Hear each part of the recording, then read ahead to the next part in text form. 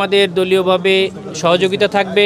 আমি প্রশাসনের আমাদের এজাজ ভাই যিনি প্রশাসক আমাদের উত্তরের সিটির, ওনার সঙ্গে কয়েকবার কথা বলেছি এবং ওনাকেও ধন্যবাদ জানাই। উনিও যেভাবে সেই শুরু থেকে মানে লেগে আছেন, কত টিম পাঠানো যায়, কীভাবে রেস্কিউ করা যায় সকলকে।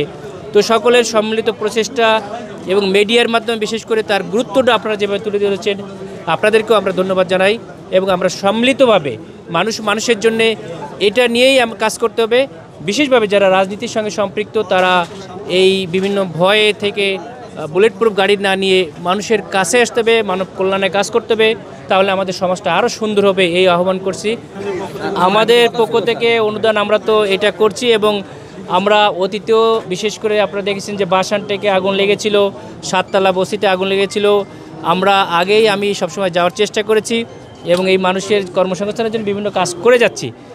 এই মানুষের জন্য অবশ্যই পুনর্বাসনের জন্য আমি সিটি কর্পোরেশনের আমরা কয়েকদিন আগেই মানে 19টা কান্ট্রির লোক নিয়ে একটা সমন্বয় মিটিং ছিল, সেখানে আমাদের প্রশাসক এজাজ ভাই ছিল, তাদেরকে নিয়ে আমরা আলোচনা করেছি এবং এনাদের মানে একটা ব্যবস্থা আমরা করব সম্মিলিতভাবে ইনশাল্লাহ। এটা আমাদের দৃঢ় প্রত্যয় এবং অলরেডি তো আমরা বললাম যে আমরা রাতেই তাদের খাওয়ার ব্যবস্থা, প্রাইমারি পুনর্বাসন হোক।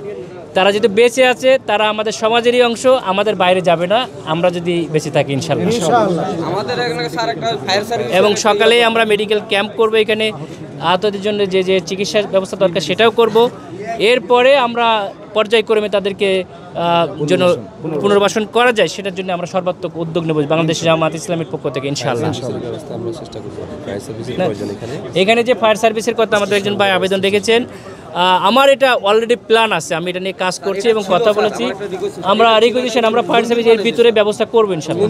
এটা আমি ইনশাআল্লাহ পাস করলে এটা অবশ্যই আমার প্রথম একটা অঙ্গীকার থাকবে, আমরা এখানে করবো ইনশাআল্লাহ।